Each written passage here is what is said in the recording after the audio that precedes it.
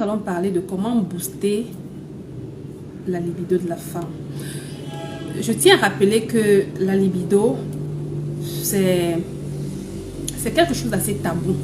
C'est quelque chose d'assez tabou et aujourd'hui, nous n'allons pas heurter les sensibilités. Nous allons utiliser les mots modérés, entre guillemets, pour parler et pour que vous puissiez comprendre. Donc, nous allons utiliser les mots doux pour ne pas heurter la sensibilité de certaines personnes. Donc, nous allons parler de la libido de la femme. Qu'est-ce que la libido en fait? C'est ce petit truc-là que Dieu a mis en nous pour nous sentir bien, qu'on se sente bien pendant nos moments intimes. Et je tiens aussi à rappeler que cette vidéo, c'est pour les personnes matures et en couple. Je l'ai très bien précisé au début de la vidéo. Cette vidéo est faite pour les personnes matures et en couple. La libido, alors, c'est quoi? C'est ce petit truc-là, cette petite sensation que Dieu a bien voulu mettre en nous pour pimenter notre quotidien, pour pimenter notre vie de couple, pour qu'on reste attaché. Et cette libido-là est produite par des hormones notamment des ovaires. Et ces ovaires-là produisent certains hormones androgènes. Et les hormones androgènes responsables de l'excitation ou bien de ce désir chez la femme, là, la plupart du temps sont les hormones masculines, mais produites en très petite quantité chez la femme. C'est pour ça que vous comprenez que l'homme peut être très rapide alors que la femme peut aller doucement parce qu'elle a une quantité réduite de ces hormones androgènes. Et nous remarquons en fait que à des périodes différentes de la vie, une femme peut avoir une baisse de libido ou bien une production, une grande production d'hormones, notamment les adolescentes qui ont souvent une très grande production d'hormones et on voit dans leur comportement. Chez la femme enceinte, cette libido, bien cette quantité d'hormones peut être réduite. Et également, nous l'avons vu, nous connaissons également que la plupart des femmes à la ménopause ne veulent même plus entendre parler de ça. Pourtant, il y a d'autres femmes à cet âge, à partir de 40 ans, elles sont plutôt un peu piquantes là, un peu pimpantes. Donc, tout cela part d'un état d'esprit, de ce que nous mangeons et de notre vie, de couple, de notre vie sociale. Donc, les hormones peuvent être... Une femme peut perdre sa libido. Il y a plusieurs facteurs, vraiment, nous allons citer quelques-unes. Premièrement, quand une femme est en couple et qu'elle n'est pas à l'aise avec son mari ou bien son compagnon, s'il y a des problèmes de couple tout le temps, elle peut se sentir frustrée. Des personnes qui sont mariées ou bien qui sont en couple peuvent comprendre cela. Donc, cher monsieur, si vous ne nous mettez pas à l'aise, si dans la relation il y a toujours quelque chose qui ne va pas, ça entraîne de la frustration et cette frustration donc réduit la production des hormones et puis il y a une baisse de libido chez la femme. Bon, maintenant, donc souvent vous allez dire ma femme n'est pas ceci, elle n'est pas cela. Pourtant, c'est vous qui avez provoqué par votre manque de dialogue ou bien par un certain type de comportement. Deuxièmement, cette libido peut baisser chez la femme quand pendant leur moment intime, le monsieur ou bien le conjoint, le partenaire a une, je veux dire, pour ne pas heurter la sensibilité, atteint son plaisir trop rapidement et la femme est en fait frustrée. Il est précoce en fait, il ne prend pas soin, il ne va pas jusqu'à la fin en fait pour la femme, il n'accompagne pas la femme jusqu'à la fin et la femme donc se sent frustrée. C'est comme si elle est juste là pour donner du plaisir à quelqu'un sans toutefois en obtenir et ça peut être vraiment frustrant et baisser en fait sa libido. Autre chose, c'est que la libido de la femme peut également baisser quand elle a une pression, donc je veux dire une demande forte, une demande exagérée de la part de son compagnon ou bien de la part de son conjoint. Et donc, elle ne se sent plus à l'aise, elle est un peu déboussolée et elle n'arrive pas à comprendre et elle perd les repères. Directement, il y a des conséquences. Maintenant, ça peut également arriver quand il y a la monotonie dans le couple. Des mêmes trucs, pas de sortie, pas de voyage ou bien du mépris dans sa vie sociale, dans sa vie intime, bien dans sa vie de couple et bon. Et donc, les conséquences sont là malheureusement. Elle a cette baisse de libido. Donc, si les hommes nous suivent, il faudrait, et que si vous aimez vos femmes, il faudrait vraiment faire des efforts à ce sujet. Une femme également peut avoir des problèmes physiologiques, des problèmes hormonaux, ou bien elle est en train de prendre des médicaments, ou bien elle est accro à des excitants, des médicaments, de l'alcool. Tout cela donc peut entraîner une chute de la production des hormones et donc par conséquent une baisse de la libido. Donc voilà un peu en gros des causes, des trucs qui peuvent faire en sorte que la femme, la libido de la femme en fait ça baisse. Autre chose aussi qui n'est pas des moindres, c'est que à cause des problèmes de la vie, vraiment beaucoup de femmes portent beaucoup de problèmes sur leur tête et elles sont trop stressées. Elles ont tous les problèmes possibles, elles ne vivent pas bien. Et donc, ces problèmes, ce stress, soit de la famille, soit du boulot, soit je ne sais pas de quoi, ou bien même le manque d'estime personnelle. Donc, peut-être après des maternités. Nous avons vu la semaine passée comment faire pour retrouver son poids après des maternités. Donc, avec les maternités, peut-être elle a un peu grossi, elle a perdu l'estime de soi, elle se sent trop grosse, elle se sent trop ceci et cela. Et puis, donc, maintenant, elle perd cette partie féminine en elle. Elle commence à se négliger et ainsi de suite. Donc voilà également une autre chose, pas des moindres, qui peut faire en sorte que la libido de la femme soit baissée. Donc aujourd'hui, nous allons voir des solutions. Qu'est-ce qu'il faut faire? Qu'est-ce qu'il faut faire pour être au top? Qu'est-ce qu'il faut faire? Qu'est-ce qu'il faut consommer? Quel état d'esprit faut-il avoir pour être au top de sa libido? Il est extrêmement important d'être au top de sa libido. Franchement, il va du bien-être même de la femme. Il y va du bien-être de la famille, de l'épanouissement de la famille. Parce que quand la femme, c'est en fait le porteur, la porteuse du bien-être à la maison. Donc, quand elle ne se sent pas bien, quand elle n'est pas valorisée, quand elle ne se sent plus femme, il y a quelque chose qui est basculé à la maison, ce qui n'est pas bien. Donc, aujourd'hui, je vais vous encourager, chère madame, à prendre soin de vous. C'est pas pour quelqu'un que vous allez le faire, mais c'est plus pour vous que vous allez le faire. Prenez soin de vous. Oubliez un peu vos problèmes. De temps en temps, faites-vous plaisir. Laissez les problèmes à côté. Pardonnez également parce que la plupart du temps, c'est parce qu'on manque le pardon. On a tellement subi l'injustice qu'on pense que non, on ne mérite pas telle ou telle chose. Non, vous méritez tout ce qu'il y a de meilleur sur cette terre, mesdames. Les amis, vous méritez vraiment tout ce qu'il y a de bien sur cette terre. Prenez soin de vous. Estimez-vous belle. Sentez-vous belle. Faites ce qu'il y a de possible pour être de plus en plus belle pour vous-même. Prenez soin de vous. Même si vous avez grossi avec des maternités ou bien par rapport à n'importe quelle situation, sachez que progressivement, vous pouvez y remédier. Mais en attendant, il faut vous sentir bien. Chouchoutez-vous. Prenez soin de vous. Si vous êtes des chrétiens, priez. Priez, lisez la Bible, sortez, amusez-vous. Faites tout ce qu'il y a de bien pour vous sentir bien. Soyez coquette, soyez désirable. Soyez vraiment... faites tout ce qu'il faut, surtout de bien, pour vous sentir femme, pour vous sentir bien dans votre peau. Faites du sport s'il le faut. Changez votre type d'alimentation s'il le faut. Changez même votre garde-robe, pourquoi pas. Pourquoi pas. Amusez-vous et vous verrez que... ça commence déjà par là, ça commence déjà par votre mindset, ça commence déjà par la façon dont vous vous regardez vous-même. Vous comprenez? Ça commence par la façon dont vous regardez vous-même et si vous vous aimez, les autres forcément vont vous aimer et naturellement, il y aura une certaine... la production des hormones, notamment des acides aminés comme la tryptophane, vont se mettre en place qui vont produire des hormones de bonne humeur, vous allez mieux dormir et puis votre libido va se rétablir au fur et à mesure. Donc, finir avec ceci sur le plan psychologique que sur le plan du stress. Nous allons donc parler effectivement des aliments qu'il faut consommer pour booster notre libido, des aliments qu'il faut consommer au quotidien pour booster votre libido et votre bien-être en général. Il est question ici de savoir que les aliments font du bon travail, mais progressivement. Ce n'est pas quelque chose à l'immédiat, mais au fur et à mesure, quand vous vous alimentez bien, vous voyez des résultats. Vous voyez des résultats après 2 semaines, après 1 mois, même après 3 mois, tant que vous continuez à vous alimenter de la meilleure des façons. Je vais commencer ici par ordre décroissant.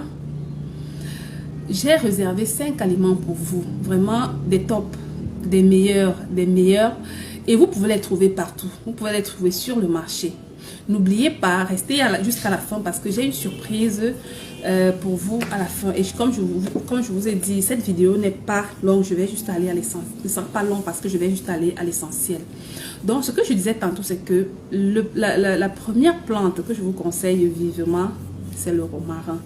Le romarin est classé comme épice. C'est une épice qu'on trouve sur nos marchés. Une épice extrêmement riche en phytoestrogènes qui a cette particularité de favoriser la circulation sanguine, qui est un vasodilatateur, qui permet la bonne circulation du sang dans les vaisseaux et les veines. Donc, vous comprenez par là que quand la circulation est bien dans le corps, les parties intimes du corps doivent être bien irriguées par conséquent, vous allez vous sentir bien pendant vos moments intimes. Donc, le romarin, vous pouvez le prendre comment? Vous pouvez le prendre en thé, en infusion, à des petites proportions. Et également, vous pouvez les associer à vos épices pendant vos repas. Pendant vos repas en petite quantité. Donc, on les trouve partout, comme je l'ai dit, surtout dans nos grands marchés et aussi dans nos supermarchés. Le romarin, c'est une plante fantastique. Mais cette plante n'a pas seulement cet effet. Le romarin a d'autres effets positifs sur le corps. Donc, aujourd'hui, nous parlons uniquement de l'aspect bien-être intime par rapport au romarin. La deuxième plante que je vous conseille vivement, c'est le chocolat. Bon, disons plutôt le chocolat noir ou bien plus précisément la fève de chocolat, de cacao. La fève de cacao. La fève de cacao, en fait, c'est avec cela qu'on produit du chocolat. Mais si vous ne pouvez pas avoir la fève de cacao même, vous pouvez prendre du chocolat noir. Parce que le chocolat noir a cette particularité d'être moins bourré en sucre et en lait et autres additifs. Donc, en prenant régulièrement, donc, disons pas très régulièrement parce que ça contient également du beurre ou alors ça peut vous faire facilement grossir, mais de temps en temps, en prenant du chocolat noir, je peux vous rassurer que ça va faire également de l'effet. Le chocolat noir contient aussi cet acide aminé très prisé qui est le tryptophane, qui aide à produire l'hormone du bien-être. Nous en avons parlé déjà. Donc, le chocolat, prendre des carreaux, je dis bien des carreaux, je ne vous envoie pas prendre des tonnes et des tonnes de chocolat noir parce que ça aussi son côté négatif sur votre poids. Donc, prenez quelques carreaux, régulièrement quelques carreaux de chocolat noir pour améliorer votre libido. Donc, la troisième plante donc, que je vais vous conseiller, c'est le ginseng. Le ginseng, c'est pas une plante, c'est une plante qu'on ne parle plus. Le ginseng, c'est une plante que tout le monde consomme, que tout le monde connaît en fait. On consomme peu parce que ça a ce petit goût, un arrière-goût amer. Pourtant, les aliments avec des arrière-goûts amers sont extrêmement bien pour la santé. Donc, nous savons tous que le ginseng, on le retrouve dans nos supermarchés, dans nos marchés. Le ginseng est un aliment aphrodisiaque super bien, magnifique. Il aide également dans le ginseng prend également soin du cœur parce que c'est un vasodilatateur. Le ginseng est bien pour le corps en général. Le ginseng est bien pour la consommation au quotidien. On peut le prendre sous forme de thé. On peut le croquer également ou bien on peut le prendre dans nos salades. Donc je vous conseille en troisième position le ginseng. En quatrième position, donc, je vous conseille le curcuma.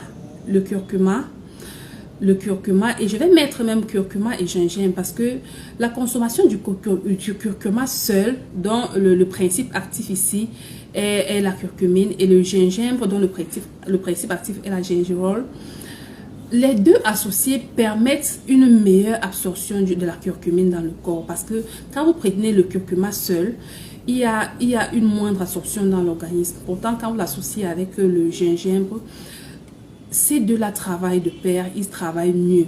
Donc, le curcuma aussi, c'est un très bon antioxydant. Prendre régulièrement du thé de curcuma et de gingembre booste votre libido. Va booster votre libido, va permettre à ce que... Parce que le gingembre, lui aussi, fluidifie le sang. C'est un neurotransmetteur, c'est un stimulateur, en fait. Il est bourré d'antioxydants. C'est un grand antioxydant. Le gingembre est un grand antioxydant associé encore au curcuma. Oh là là. Donc, c'est un ensemble d'alicaments qu'il faudrait avoir à la maison. Vous pouvez les prendre également sous forme de thé. Vous pouvez les incorporer dans vos aliments régulièrement. Donc, le cinquième aliment, c'est vraiment le meilleur. D'autres épices qui est le meilleur pour moi, d'après moi, c'est le safran.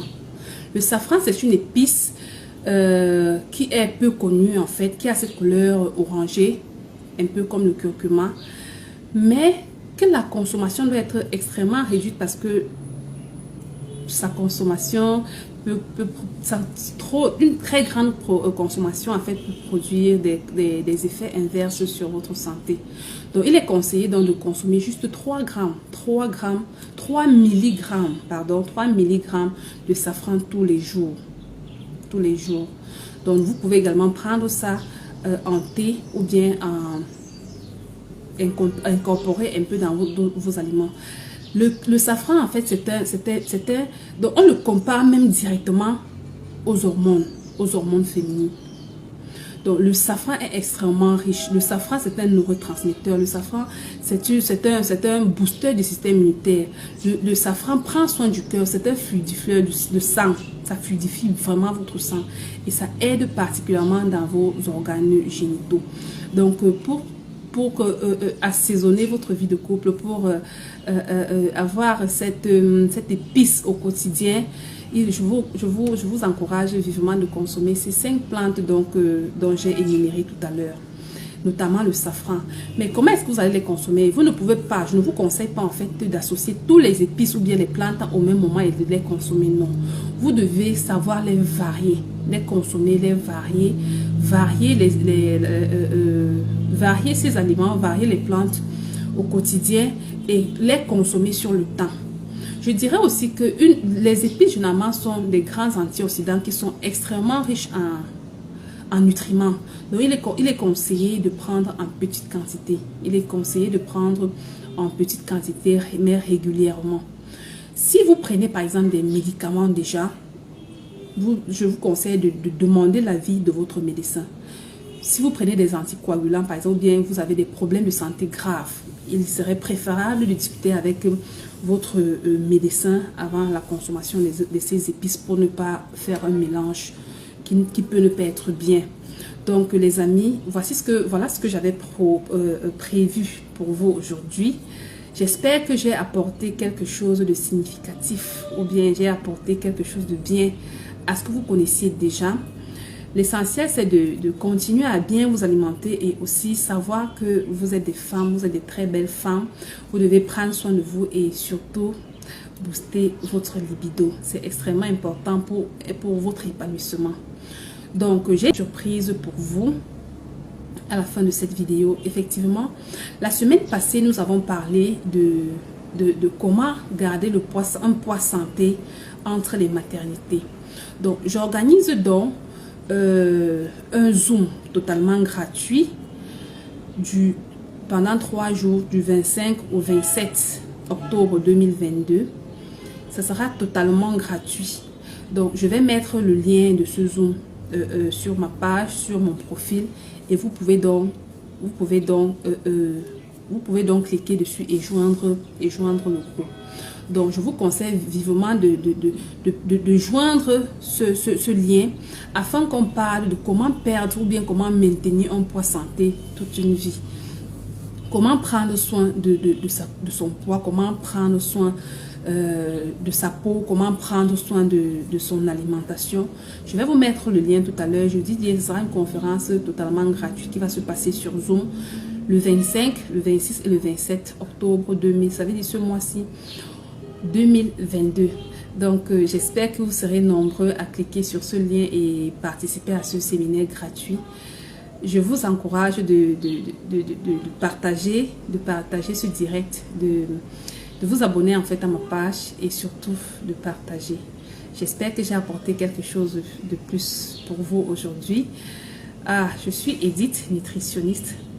On va se voir très bientôt pour une prochaine vidéo. Ciao, ciao.